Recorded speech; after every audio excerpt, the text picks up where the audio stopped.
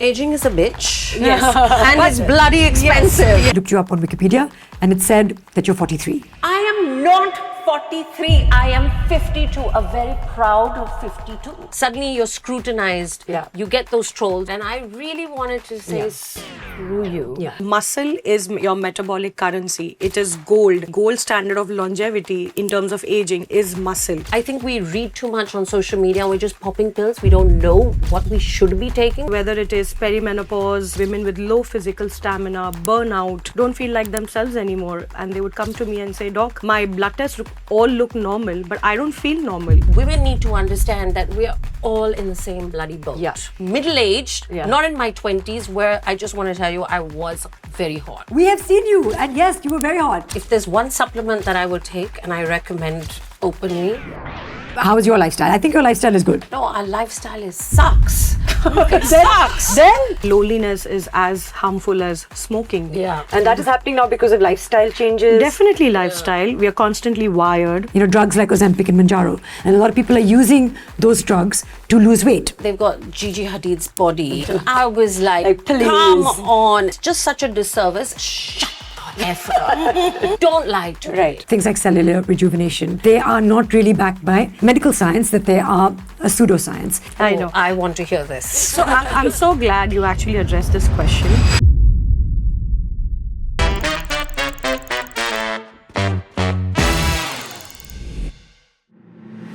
So today's conversation is one that is very close to my heart because honestly, it was after my own consultation with our expert today that I decided I wanted to create this podcast all about her, to have open conversations about women's health.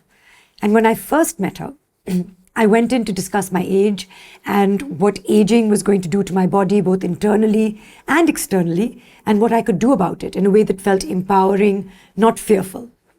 That one consultation, which actually lasted about 2 hours, was filled with so much valuable information that I left feeling not just informed, but empowered. And I realized that this is information that every woman should have access to. So today's episode means a lot to me because we're talking about something that is often misunderstood: aging. People often call it anti-aging, but we would like to call it pro-aging, or rather, understanding aging, managing it, and we'll be looking at it today specifically through the lens of hormonal health, hormone therapy, and internal aging, which is truly where it all begins.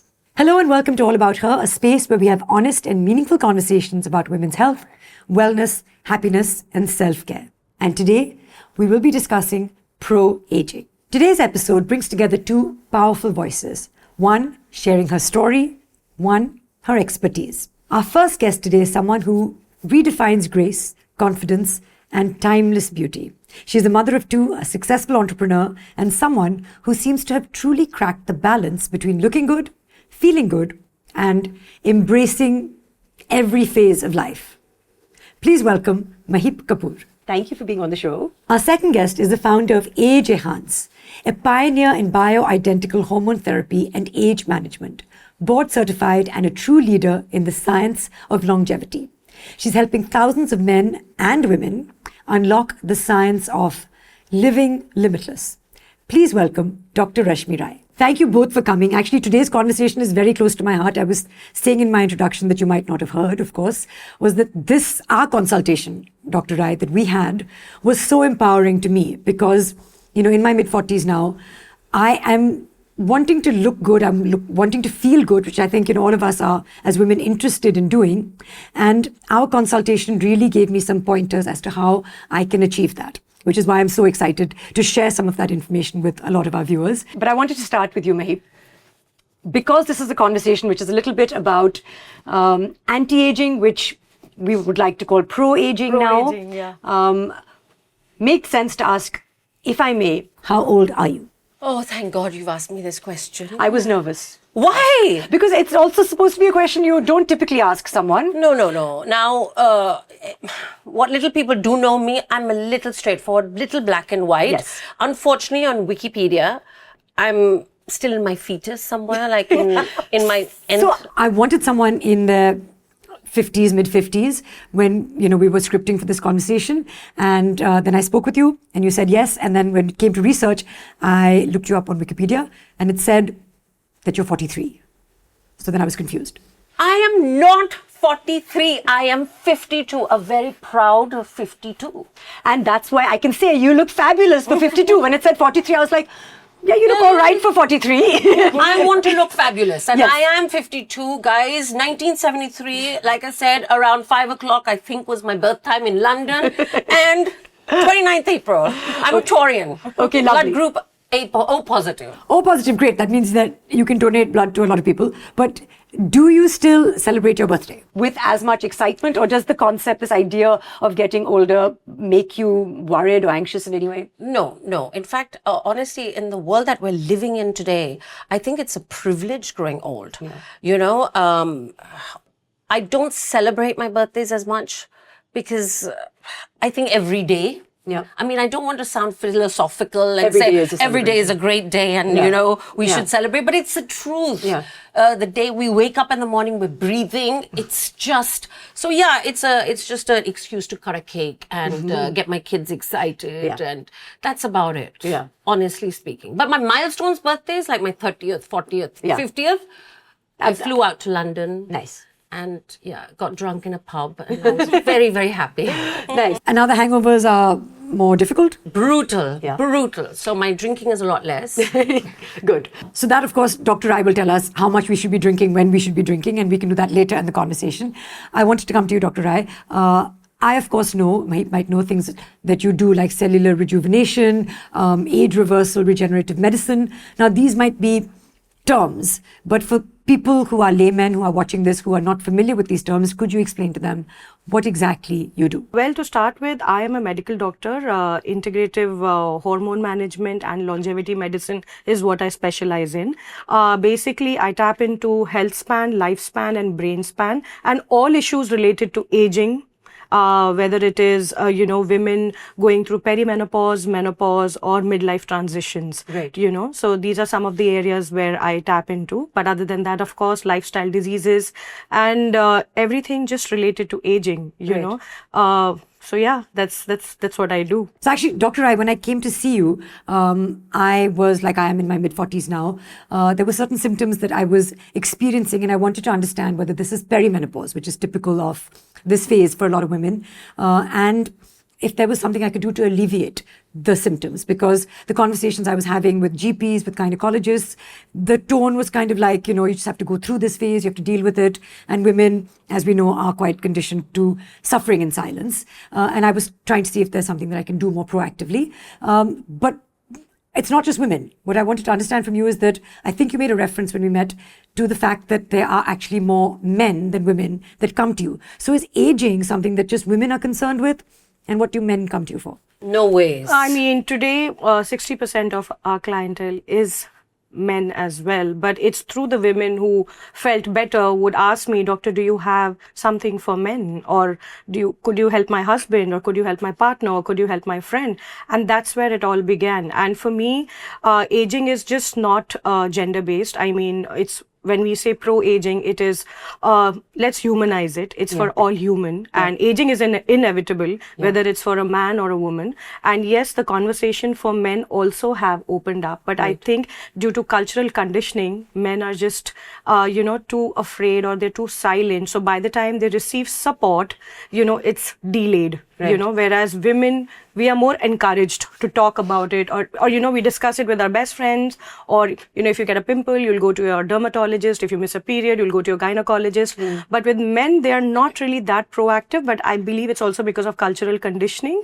But I do believe that now the narrative is changing.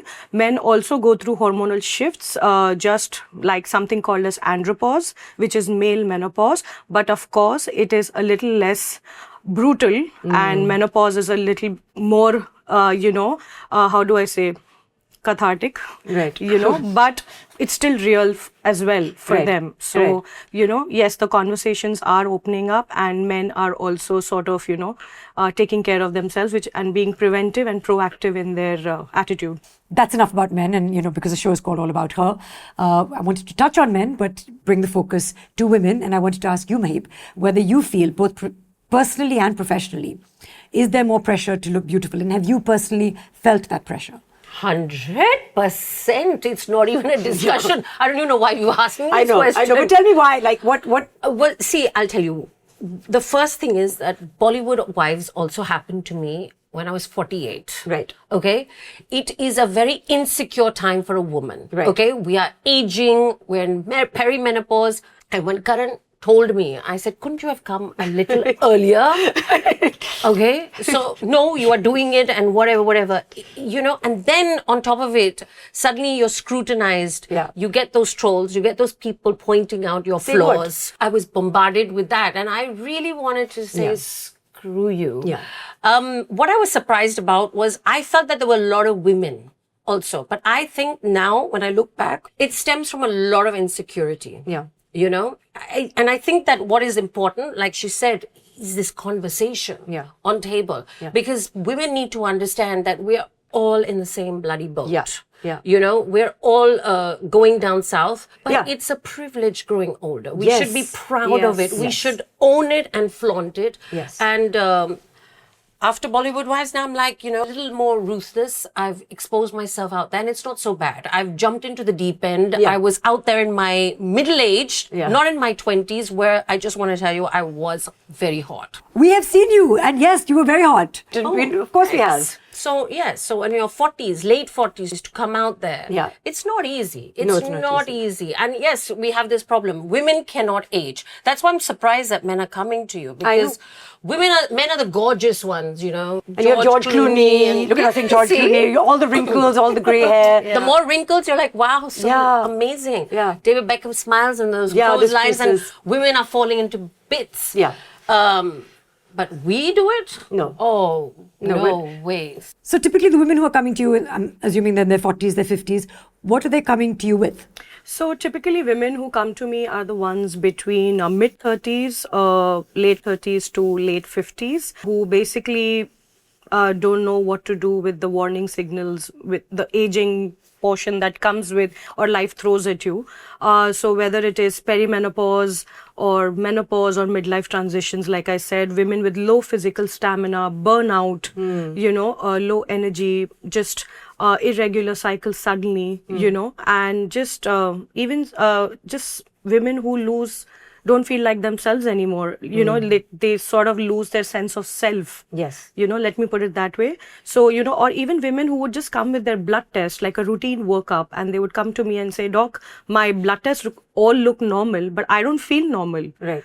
So I think the ones who are navigating with the challenges of aging, are the women typically that I see in my clinical practice. Explain aging to us, because there's signs, of course, that we see of aging physically on the outside of the body, but there's lots going on inside as well. So if you could just break it down for us. So if you look from outside within, think of like your cells, and each cell having a biological clock. Of course we cannot turn back the time chronologically, but biologically yes, with the help of cellular rejuvenation or things where you're technically turning back the way your body, brain and metabolism functions, and you sort of, instead of accelerated aging, you slow down the process of aging, and there are now a lot of scientific tools available which are evidence based as well, which we do use as tools or modalities to elevate people's health. Okay, before we get into the tools, I wanted to ask you, and Maheep, of course, I want to ask you about your self-care as well, but what are some of the pillars of pro-aging, things that will help us navigate, like you said, the brutalities of perimenopause and aging? So people have referred to things like sleep, friendships. What are some of the pillars? Now there's research which suggests that, loneliness is as harmful as smoking. So definitely your foundational set of practices when you practice them consistently, whether it's food that you eat, whether it's sleep, movement, and then of course the cellular process of aging, that is DNA repair that happens, or, your mental health, mental well-being, and also, just having interpersonal relationships, community, your social relationships. All of these are pillars of aging that I take into account when I'm consulting a patient. Right. It's just not, aging is quite multifactorial. Right. Yes, it's inevitable, but it's also a privilege, like what Maheep was saying. Yeah. But if you look at it from a multifactorial viewpoint, I mean, the process becomes much easier. Yeah. So yeah, sleep, food, movement, all of these things are something, and of course, definitely on top would be hormone optimization. Right. Looking at your hormones. Right. So before we come to hormone optimization, Maheep, how is sleep for you? Oh, yeah. I give a lot of importance to sleep. But touch wood, if there's one supplement that I will take and I recommend openly, Is it magnesium? is it magnesium? Yes. Oh my God. The miracle supplement. Yeah, really. I find it strange that, when I talk to my friends and they're not taking it, I'm like, what are you doing to yourself? But like magnesium has come into my life in the last 3 years. Before that, I'd never heard of magnesium. It's a game changer And for now me. everybody my age is talking about it. Yes. And it really does help. I will Absolutely. ask you why. What about other things? Like, I mean, have you... Consciously embraced other things in your wellness journey? Another thing that, correct me if I'm wrong, but I think that women don't understand that as a toddler, our diet is also different. As a teenager, our diet's different. Yeah. By the time we reach 50, our diet has to be different. And we have to change it. Simple things like eating dinner early, lighter. We don't need so much food. Yeah. We're not understanding this. Even I drink a lot of bone broth. I get my collagen, my veg broth to sustain me. But we don't need so much. So diet also a big factor. I think we read too much on social media and we're just popping pills. We don't know what we should be taking. We need to go to a professional and do your blood work, because overtaking supplements also is detrimental. Yes. And women are just clueless. Yes. And everyone wants to become a doctor. And of course, people are using AI and Google and self-diagnosing, self-treating, but they may not know, there may not be enough awareness or education as to how that can be customized for what you specifically need. And you need a customized prescription and supplements and everything, which is very important. And like she said, movement. Like 3 floors. Yeah, we did 3 floors. We've all done 3 floors, I've guys. done my cardio for the day. And I saw you carrying your water, so hydration is important to you? Yeah. Very important. But I went to a spa, Viva Maya. So there was another thing they told me, which is a very small thing, that when you sleep, hydrate throughout the day. But before you go to sleep, cut down on your water a little more. Yes. Because you're overworking your kidneys at night. Yeah, and also then you'll be waking up and going to the loo. Going like to the 5 loo. times, yeah. Yes, and you're disturbing your sleep. And sleep is when your body repairs itself. Right. You have a little cold, you sleep, you're feeling much better in the morning. Why, guys? It's the sleep. Yeah. So on my days off, I take my afternoon nap and I love it. Yeah. Love it. Absolutely. I feel like now that women are looking after themselves, it's no longer seen as an indulgence. It's actually something that helps us to optimize our work. We're able to look after our families, just be better versions of ourselves. And that is something that people are giving importance to. So, Dr. Rai, can you explain how do hormone imbalances come into play and how do you manage them? So, as in when you age, by the time you're mid-30s, you start losing some set of hormones naturally, which is also a physiological or let's say biological decline. And there are some of the key hormones like, for example, estrogen, progesterone, even testosterone for that matter in women.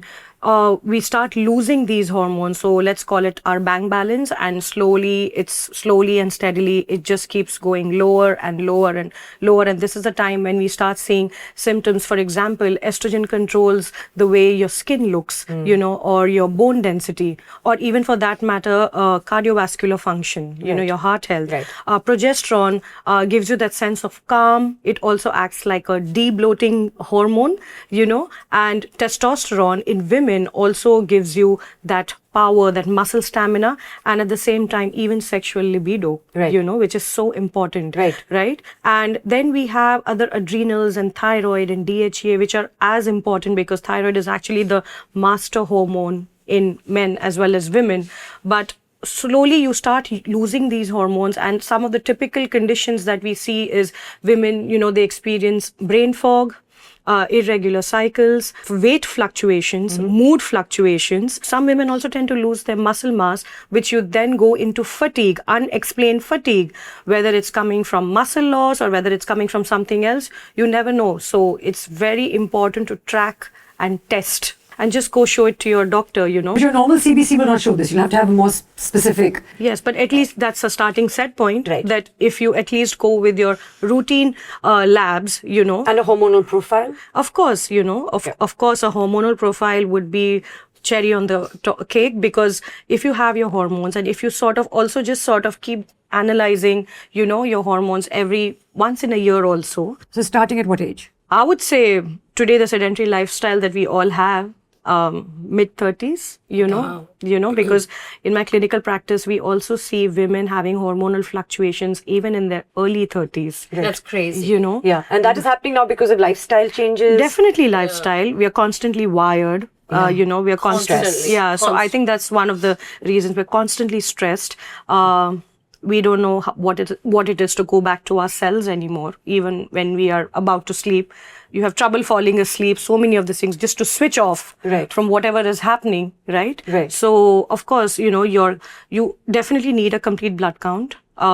Hormones, a set of hormones, like I mentioned, estrogen, progesterone, testosterone, DHA, thyroid, and some of the adrenal or the androgens androgen profile also is something that you can get tested, right? Other than that, you can also look at inflammatory markers, you know, you can also sort of look at your sugar markers, you know, and do an in-depth analysis of also insulin or glucose spiking markers, so that you get an idea of the kind of food that you're eating, whether it's actually suiting you or whether it's doing more harm than good. Right. And also, you could also here now and then sometimes also test your vitamins, you know, something as basic as vitamin D, because I think we are all cockroaches. We all go out at night. Nobody wants to go out in the morning, take the first rays of the sun. I mean, I'm sure there are people who do that. Yes. But on an average, when we see also as doctors in our clinical practice, we see basic vitamin D deficiencies. So I'm always under, you know, my me vitamin too. D is always Yeah. It's under. always on the lower side. Yes. And B12 also seems to be B12 also, compromised. and even iron.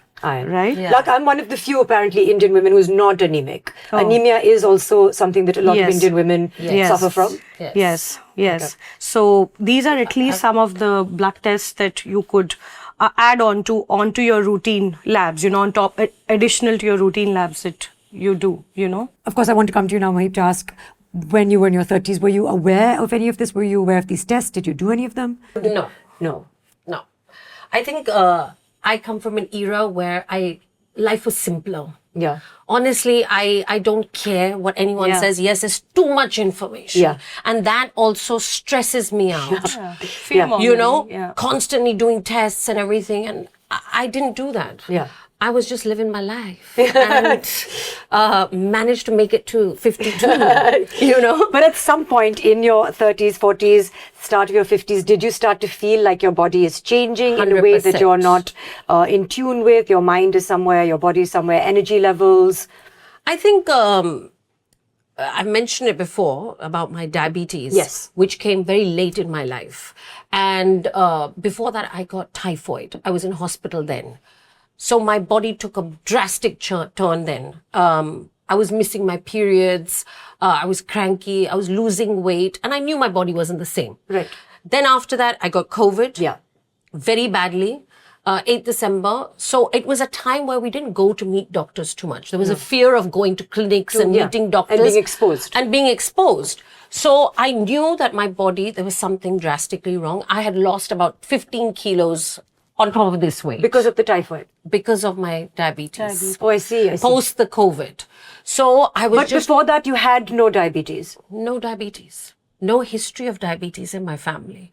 So I was losing weight. I was extremely tired. I was weeping all the time. I thought it was my COVID symptoms. Right. You know, and I was busy. I had gone to San Francisco, LA, Dubai. I was busy those 3 months. By the time I reached Delhi, I had collapsed and I was in the ICU. Yes. So, my body completely, drastically changed. Now I'm dependent on insulin. Now I'm constantly monitoring my sugar level. And you have to inject the insulin? Constantly. And this happens as a result of COVID? Yeah, sometimes. and also perimenopause, menopause, and I'm sure, like, I think you got diagnosed of type 1 or Type 1. Type 1, which is juvenile. It's early onset. You Okay. know, you're born with it. You're born with it. You're born usually. with it. So this is something you were potentially born with it. It just didn't play out up until now. But I really never had a problem Yeah, till yeah, exactly. post my COVID. Right. So yeah, my body took a big beating. So I'm very into checking myself out now, obviously. So mammogram, pap smear, I've Yeah. done it all. But I don't want to be consumed by it No, also. yeah, of course. Yes. You know, honestly, because we can't, this also is mental stress. Yes. Constantly going to the doctors, constantly exposing yourself to radiation Right. and all. You know, yes, at home, feel yourself. Go in the shower, feel your breasts. Yeah, It's do a very self-test, important. Do self-test. self-exam. And I think what is very important is just be in tune with your body. But so many people aren't, like. They're not. You know, I was just brushing aside to COVID. Right. That these are my symptoms And because it can of be COVID. confusing because again, perimenopause has about 5 million symptoms. And this is the time when you can do with some proper expert advice. But I think the takeaway would be at this point to do some of the self-exams and the medical assessments to keep you on the right track. But I wanted to come to you, Dr. Rai, and ask you about when this hormonal imbalance starts in our body, how does that actually impact us? Whether it's our skin, our mood, our overall well-being, our energy levels, what's going on? Okay, so because we were talking about perimenopause as well, it is the most easily misdiagnosed, misunderstood condition in women. Let me say it's aging in disguise. Right. Okay, because with perimenopause, what happens is that you basically lose your hormonal rhythm. Right. So, and there is a connection between your brain and your ovary, and that's completely lost. And because of this, there is erratic hormonal signaling happening in the body, and that starts like in mid-30s, late 30s, or early 40s. And women are experiencing a myriad of symptoms which they have absolutely no clue about, and for some reason, women are not heard. Even by professionals, starting with your skin. Right. So like I said, you lose about 1% collagen every year after the age of 25, and perimenopause is one of those factors where you lose your collagen or your elasticity thanks to estrogen because your estrogen starts declining. Okay. So you naturally lose that elasticity or that collagen, which you need for that plumping effect or to just look healthy or to even for your skin texture to not look saggy. Right. So estrogen is one of those hormones which is directly proportional to you losing your skin elasticity. Right. So that's one of the reasons also during menopause that, and then with progesterone, like I said, your bloating or your ability to hold water, water retention or even that sense of calm comes from progesterone. But I think a lot of people feel if you administer, if you supplement progesterone, then that would cause bloating. Yes, but that depends on what type of progesterone you're taking because there are different formulations. They come in the form of tablets, creams, patches, gels. So, like I said, hormone optimization or hormone management is not a one-size-fits-all approach. It has to be customized, tailored, individualized to every woman, because all body types are different. Somebody could react to oral progesterone, somebody could react to transdermal progesterone, right? So your comprehensive analysis, your consultation, you need to go to a specialist or a professional.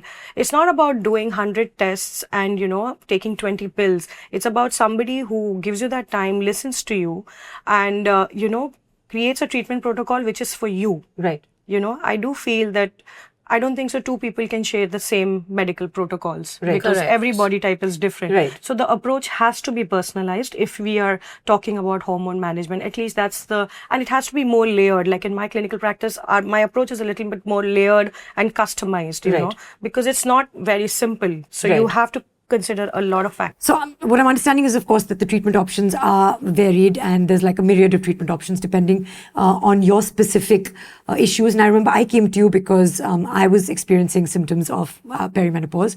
And for me, for example, there was abdominal weight gain suddenly because I've weighed the same my whole entire life. And then suddenly I'd put on a couple of kilos and it was that sort of abdominal fat retention that I'm told happens when your hormones go out of whack. There was dryness. There was acne. I mean, I've never... since I was a teenager, I had acne and then suddenly had, breakouts on my jaw. And, one of the advantages of aging is that you don't get acne. So I was like, what is going on? Insomnia. trouble falling asleep, and then you go to sleep and then you wake up at 3 a.m. and your heart is beating fast, and there's anxiety, and there's loss of energy, and you just feel like everything just sucks, and how are you supposed to cope with it all? And that's when I came to you, and you told me about bioidentical hormone therapy. And I wanted to ask you, there are so many options that are available, but people are apprehensive because there are side effects. People talk about the side effects of this. So can you tell us a little bit about what are the possible side effects, as well as this fear of cancer? Tell me about that. I know. I want to hear this. So I'm so glad you actually addressed this question. And I'm sure like a lot of women hesitate when it comes to HRT because, there was this one study which was done back in 2002, which was a complete misrepresentation of women who were part of that study. They had taken, it was called the WHI study. You can look it up, where women who were a part of the study were 10 years into menopause, so their first thing is it's a misrepresentation of women who are taking, these hormones. And HRT, yes, now we have different alternative types of HRT. One is the synthetic HRT, which is easily available with the gynecologists or available at local pharmacies, which women are just, I think, also just scared to take because of cancer. Now, we are talking about synthetic hormones. Wait, first, you said you're scared to take it because of cancer means what? Like, when you take it, what happens? No, so basically, these are synthetic formulations, which are made from the urine of a horse. Right. Let's call it like that. Equine estrogen or progestin, So these are all made from urine of a horse, so they are synthetic. Right. Whereas when we look at bioidenticals, these are molecularly identical and an exact match to what your body naturally produces. So, and these are like, the doses are customized to each individual, each body type, and they're also from a plant source, know, so maybe wild yam or soy. And of course, it is formulated in a lab. It is not a part of large bulk manufacturing processes like big pharmas. It's made from batch to batch, patient to patient. And because there is so much individualization that you can have with this, you can really like customize and literally like it's tailor specific, to every woman, who's either had a hormone imbalance or who's looking for hormone replacement or replenishment. Right. So it's synthetic HRT versus, yes, in this study, or there are a lot of studies which have been done with HRT, which is the synthetic HRT, which has caused some amount of clots or cardiovascular dysfunction. But there are also women now who are in fact, it's so bizarre that today morning I got a call from one of my patients whose sister went into like a mild heart attack, and the cardiologist said, well, she's in menopause. And we see these cases so often because you don't have your hormones or estrogen protecting you. Right.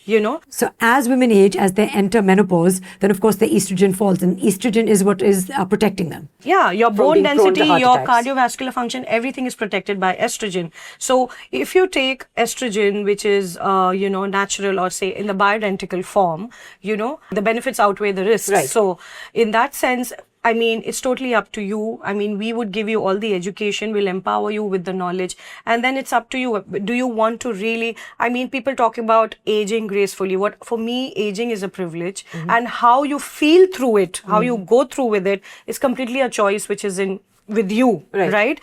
So I would rather take whatever is the safest option available, of course, with an expert. It's not candy that you hand out, right? Yeah. It's not for everybody. You have to go to an expert who specializes in this and I have dedicated my life for 10 years now. This topic is very close to my heart. Yes. When I started this about 10 years back, there was no sense of awareness about, forget bioidenticals, even like hormones or hormone management, because of the fear of, cancer or this or that. But today I feel, I have a lot of gratification because of the women that I have helped. And, I see that, when a woman feels good, everything around, like just the ecosystem sort of functions the way it's supposed to be. So I genuinely believe in this, and we have seen results, and we have seen women, like functioning normally, like, And this should be a given. I don't think so that HRT should even be like an option. It should be a given, like, okay, I'm aging. Now, what is it that my body is not producing? If there is something that I can take as a replacement, why not? It's like vitamin D, correct, for example. Yeah, it's like if you break your knee, you go to an orthopedic, right? If you have a tooth problem, you go to a dentist. So if you have a hormone problem, you go to a physician, you go to an expert. Whether you want... Now, I'm not saying that every hormone management case needs hormone first. There has to be lifestyle alteration that we look into. We align circadian rhythms. We also make sure that the biology and the treatment that we give is aligned. Right? We look at all the first parameters, and then the hormones would be considered. Comprehensive testing, we do functional testing, we do DNA and genetics in certain cases where we know there is a strong history of cancer in the family, right? We look at all of this, and of course testing is key. And after that, a treatment protocol is made. It's not that every patient who walks into my clinic, we just hand out hormones like candy. No. I have so many questions, and of course, and I think I've forgotten to ask you, where are you, Maheep, on the menopause scale? I'm definitely more menopause. I think I got my periods last 8-9 months ago. So I'm definitely heading there. As far as the symptoms are concerned, touch wood. I think it's genetic also. Am I wrong? Is that true? Is genetics an important factor? Yes, but it only adds to 10 to 20% in the whole process of aging, you know. Good genes. Genetics, good genes, of course. I think a lot of people think it's like 80% of how you age is genetics. And how is your lifestyle? I think your lifestyle is good. No, our lifestyle sucks. It sucks. Then it how are you sucks. coping so well? I'm not. I have to take that time out. I have to run away and just now say, fuck it. And if I offend people, too bad. No. I cannot come to that party. I just can't. I cannot give explanation and take it or leave it. I'm a little ruthless like that. I feel like you've always been able to speak up and like speak your mind and say no. And I feel like a lot of women have problems doing that. Like they want to say yes and they want to please people. Yes, it's a mental strain. And I think at some point that's what you celebrate when you turn 40. Because that's when we can speak our minds and we don't have to be apologetic. Unapologetically. I have to look at myself first. Yeah. My health and my state of mind is priority. And if people get it, they get it. They don't, then just... Sorry, too bad. Yeah. Before we move ahead, actually, I wanted to touch on something we were talking about, which is we referred to insulin and to diabetes. And that made me think of, drugs like Ozempic and Mounjaro. And a lot of people are using those drugs to lose weight, and perhaps not for the reason that they were originally intended for. And I wanted to ask the both of you, but maybe starting with you, because I know you've spoken about this. What are your thoughts on people using the drug for this particular purpose? Yeah, God. It scares me that people are just taking it to lose that 1-2 kilos and not realizing that, it's a life-saving drug for people who are overweight. I know people who are overweight who've taken Ozempic and they've gotten off blood pressure medicines and many, many other things. So it's helped them. Right. I'm scared for them. But, I think eventually in 5-6 years, we'll know the after effects of doing these things because you're giving a medication to slow down your digestive system unnaturally. Right. So obviously somewhere your body's going to get used to it. There are going to be repercussions. I believe it very strongly. Therefore, I've never taken it. And I'm not allowed to. I'm type 1. So it's different. Right. But my biggest pet peeve is women who do take it. Right. And then they're like, I've just lost weight. I'm eating. I think you are doing a disservice to women. Right. Because women struggle. One of their biggest thing is aging and their weight and their everything. And I think it's a disservice. And I feel you are just not a woman's woman. Right. Don't lie to me. Yeah. Right. Don't fucking lie to me. I know you're on it. Yeah. So suddenly they've got Gigi Hadid's body and, and I'm thinking, oh yeah, I've just skipped a meal. I'm doing intermittent. I was like please. Come on. And I feel it's just such a disservice and you're not being a woman's woman. Do you call people out though? Because I feel like you would say to your people that you know, I have. like, don't lie to me. And I think it shows on my face. Yeah, if I'm trying to be polite, I'm like, Yeah. Shut the F up. Right. Don't lie to me. And, and you talk to women, I keep eating dessert. I eat so much dessert. I eat. And why can't women just help women? why can't they do it? I mean, this is something that even I'm still trying to figure out, even in my practice, because we treat so many women, and some women are just happy to, once they feel better, once they feel like they've gone back to who they were, the ones who've lost a sense of self, they would go back and probably send people or friends from their ecosystem to me. And some women would be like, well, I feel better.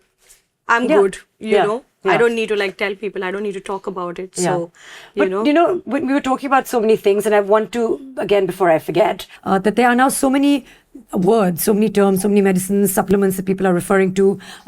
People have perhaps been using them in the West, and now through Instagram, social media, people in India are wondering, should we be also taking these things? So there's things like DHA, there's NADs, there's creatinine. So, for example, tell us a little about them, starting with what are NADs?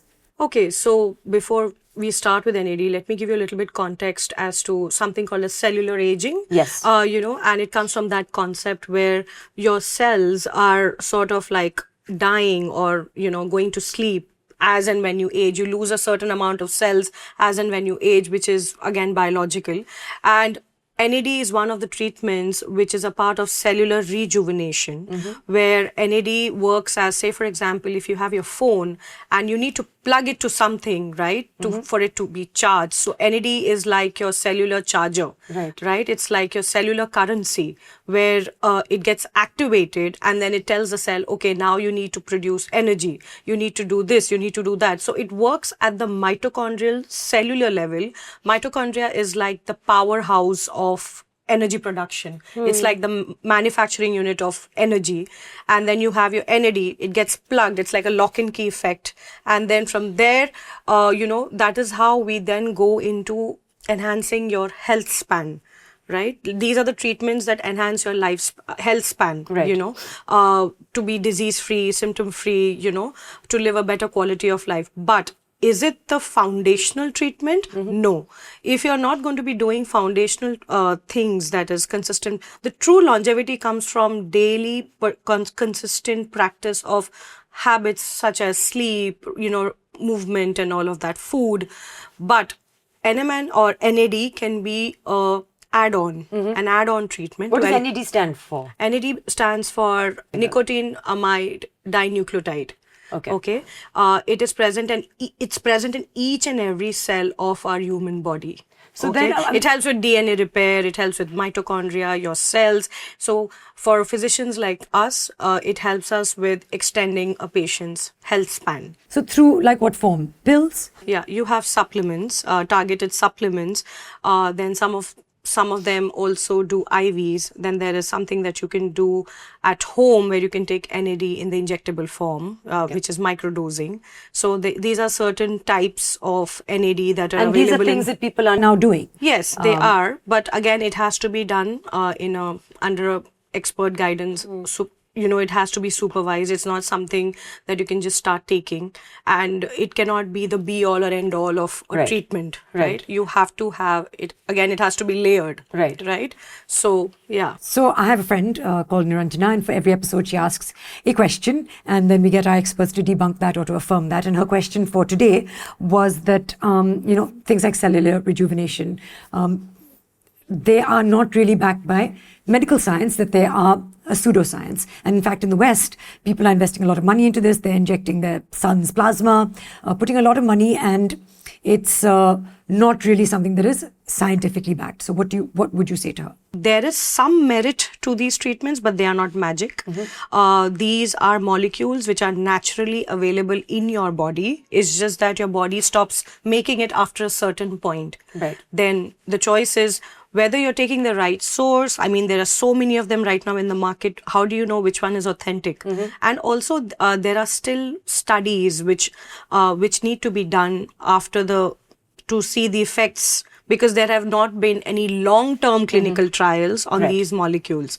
So yes, somewhere, I would not say this is magical, but yes, it can enhance a particular individual's treatment, or if they're looking to elevate or trying to live limitless, but it cannot be the foundational treatment per se. It cannot replace your foundational treatment. So what about the costs? Because I feel like now people are putting aside a certain amount of money for health and wellness.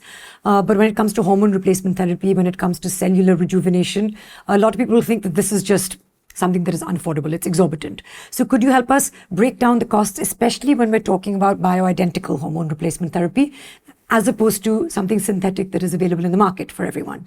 Can you tell us a little bit about the costs? I'm going to break it down to 3. Number 1, when you come to a physician like me, it first starts with a blood test. Now, of course, we are writing hormonal blood tests, which are not a part of a routine panel in laboratories. Right. So also the hormonal tests are quite specialized. You need certain kind of instruments and assays. Even the lab needs to import it. So hence, therefore, they automatically become very expensive with the labs, right? So when we are writing these tests, because they are not part of routine panels, they are not subsidized or standardized. Right. Unfortunately, none of these hormonal tests have standardized values across all labs. So you need to go to particular labs which have these machinery or assays which they have to be imported, and only those labs will run these tests. So automatically there it becomes expensive, right?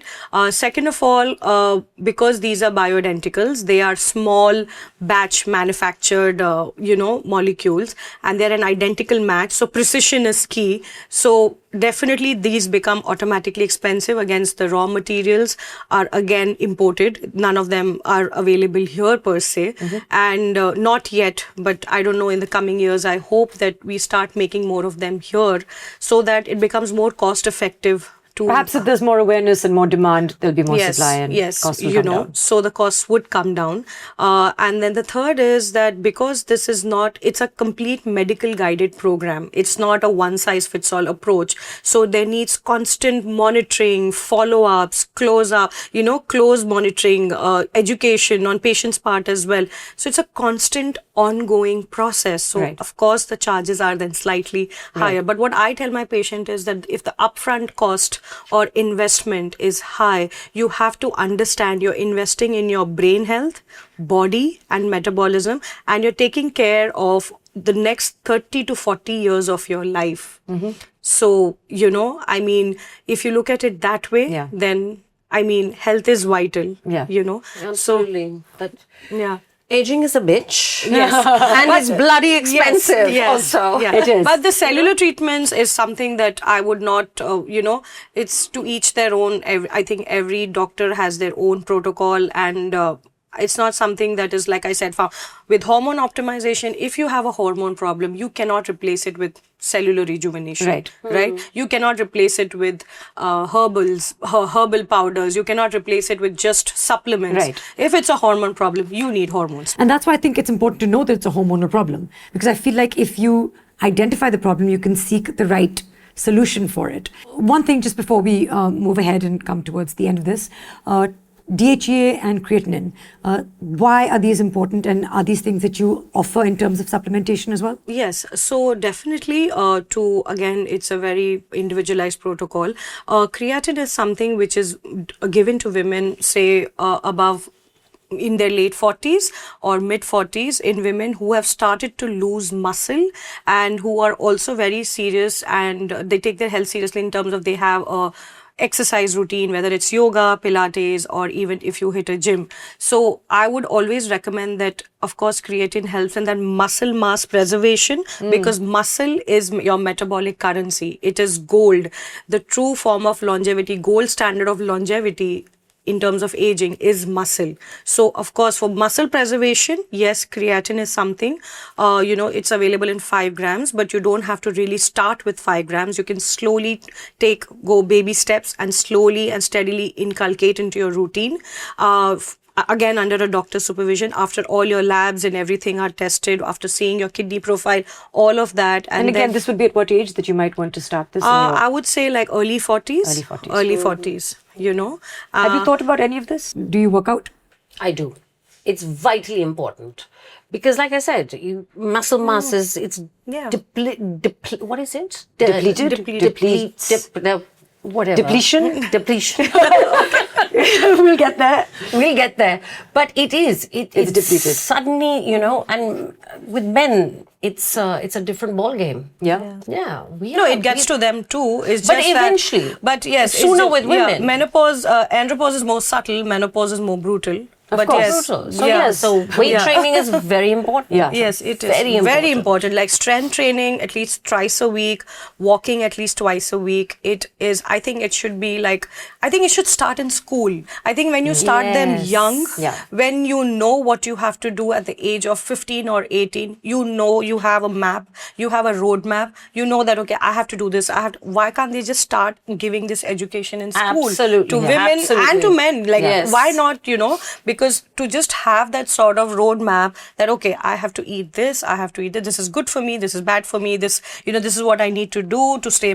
Because women think muscle and men. There is no narrative on women and muscle. There is absolutely no narrative anywhere. When you go to when you sign up in a gym, then your trainer would probably tell you, ma'am, just lift some weights. I'm not saying this is all the cardiovascular. This is but I'm not saying do treadmill. that. Like I'm not asking you to lift 5, 10, 15 kgs. Well, you can get to that as well, but you can start with something called as progressive loading. Where you slowly concentrate first on your repetitions, then you slowly and steadily increase your weights that you're doing. But it doesn't mean that I'm telling you that you have to go do deadlifts. Right. Yeah. But even that's deadlifts great. are very good. Very That's good. very good because your push-ups, core, pull-ups. yeah, strengthening your core.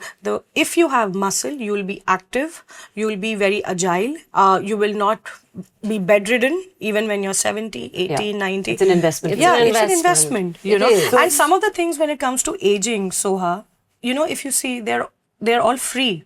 Like whether it's social relationships, community building, exercise, food, sleep, aren't these things free? Like, why don't we just keep it simple? Yes. Right? Yeah. And when there are issues when it comes to, say, certain things which you feel, which is out of your reach, just go see an expert. Right. Like, Absolutely. let's just keep it simple. Right. It's So- so true. Supplements. What supplements do you take from morning to night? Oh. So like I said, I've just come back from Viva Maya. So they did my whole blood work and urine test and whatever. So I had Candida. So that's like you have to starve out the sugar in your body. And actually a lot of women in India have Candida, according to them. That'll be in the blood test. You can. That comes out. So then you go off sugar.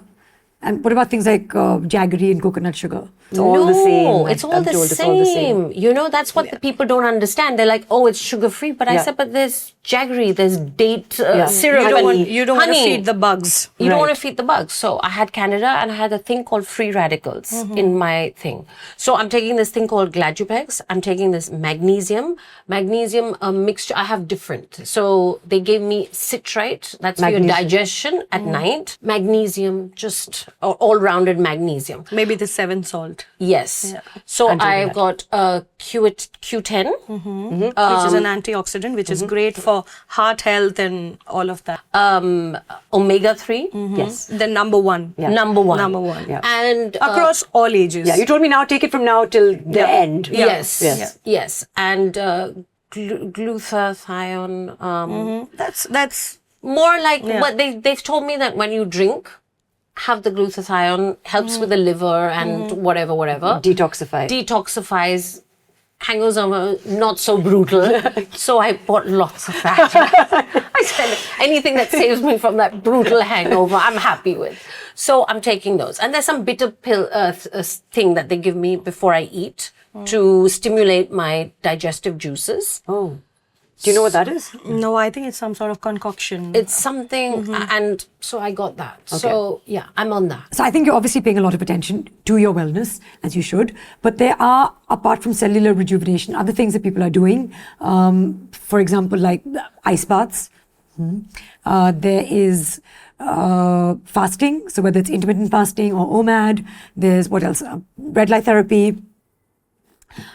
So are these just social media trends, or is there some actual benefit value to them? Of course, there is merit to these treatments, but if you're doing it just for Instagram, for that one-time post or reel or story, no, of the course inspiration not. may be from an Instagram trend, but I mean, the cold plunges. Let's start with cold plunges. Of course, it works with recovery. Again, with this treatment also, you have to be consistent.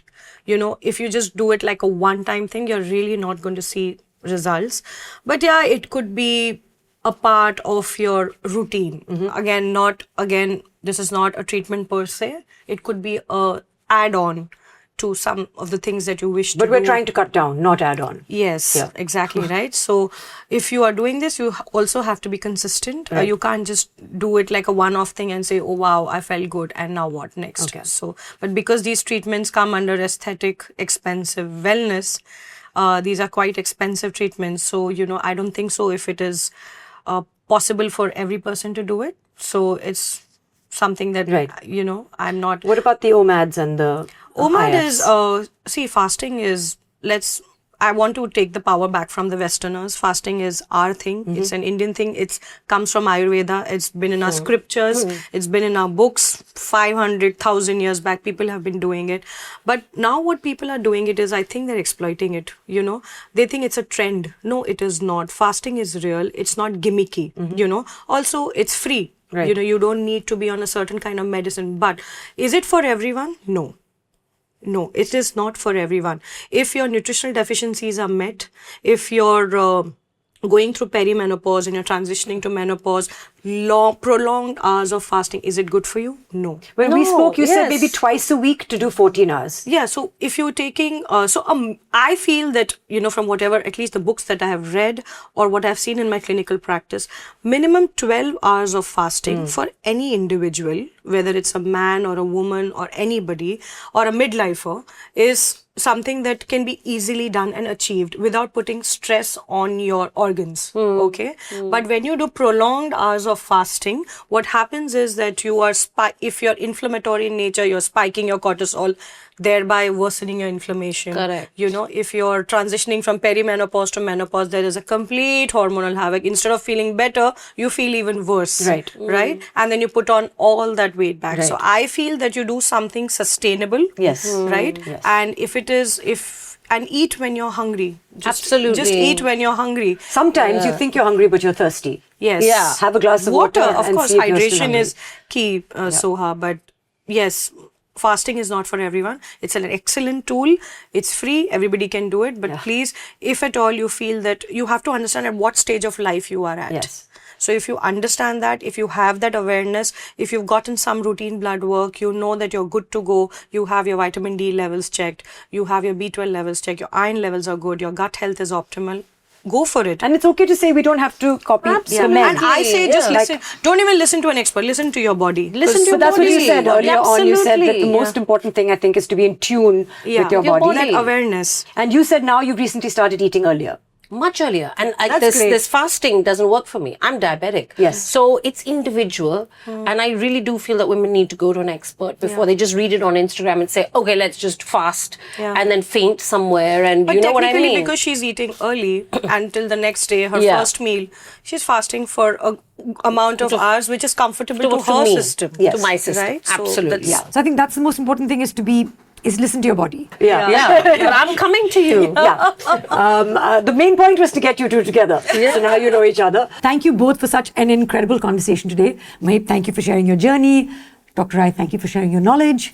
I think it was incredibly important because for us at home, it helps us really look at aging not as something to fear, but as something to understand, something to manage, even something to embrace with confidence, because aging is inevitable. How we nourish our body, our mind, our spirit, that part can stay in our control. So I hope today's episode helps you at home to make more informed, empowered choices in your own pro-aging journey. Thank you very much for joining us, and I will see you in the next episode of All About Her.